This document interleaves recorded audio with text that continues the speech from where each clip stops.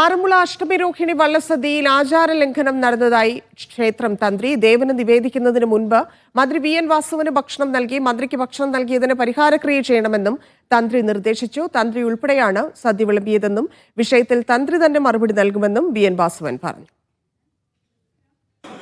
ആറന്മുള ക്ഷേത്രവുമായി ബന്ധപ്പെട്ട് ആറന്മുളയിലെ വള്ളസദ്യ മിനിസ്റ്റർക്ക് ആദ്യം വിളമ്പിയെന്ന് പറഞ്ഞിട്ട് ഇപ്പം തന്ത്രി ഒരു വിവാദ പരാമർശവുമായി രംഗത്തെത്തിയിട്ടുണ്ട്. അപ്പൊ അതിലൊരു പരിഹാരക്രിയ വേണമെന്നൊക്കെ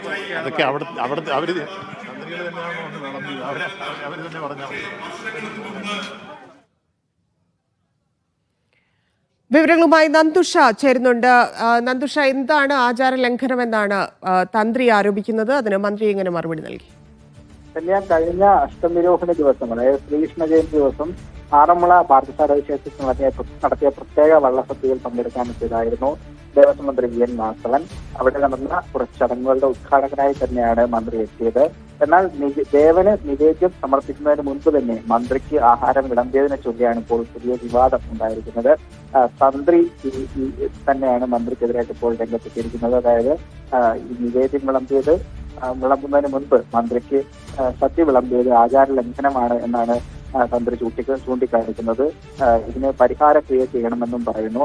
ഈ ക്ഷേത്രവുമായി ബന്ധപ്പെട്ട് അതല്ലെങ്കിൽ ഈ ആചാര ലംഘനവുമായി എന്തൊക്കെയാണ് ആ കത്തിലുള്ള പരിഹാരക്രിയ എന്ന് പറഞ്ഞാൽ എന്തൊക്കെ ചെയ്യണമെന്നാണ് തന്ത്രി നിർദ്ദേശിക്കുന്നത്? അതായത് ഈ സദ്യയുമായി ബന്ധപ്പെട്ട അതിന്റെ ഭാരവാഹികൾ ദേവന് മുമ്പിൽ ഉരുളി വെച്ച് എണ്ണപ്പണം സമർപ്പിക്കണമെന്നും ഇനി ഈ തെറ്റ് ആവർത്തിക്കില്ല എന്ന് ദേവന് മുൻപിൽ സത്യം ചെയ്യണമെന്നുമാണ് മന്ത്രി സത്യം ചെയ്യണമെന്നാണോ?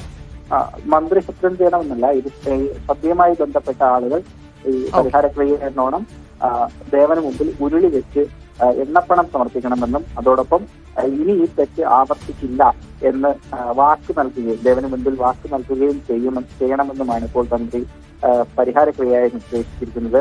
ഏതായാലും ഈ വിഷയത്തിൽ മന്ത്രിയുടെ പ്രതികരണം വളരെ കരുത്തമായിരുന്നു. അതായത് തന്ത്രി ഉൾപ്പെടെയുള്ള ആളുകളാണ് അന്ന് സദ്യ വിളമ്പാൻ കൂടെ നിന്നത്. അപ്പോൾ അതിന്റെ മറുപടിയും തന്ത്രി തന്നെ പറയട്ടെ എന്നുള്ള നിലയിലായിരുന്നു മന്ത്രി വി എൻ വാസവന്റെ പ്രതികരണം. ഏതായാലും കൂടുതൽ കടുത്ത നടപടികളിലേക്കും പ്രതികരണങ്ങളിലേക്കും ഒന്നും മന്ത്രി പോയില്ല.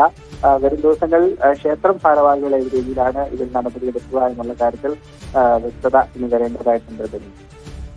ശരി നന്ദുഷ.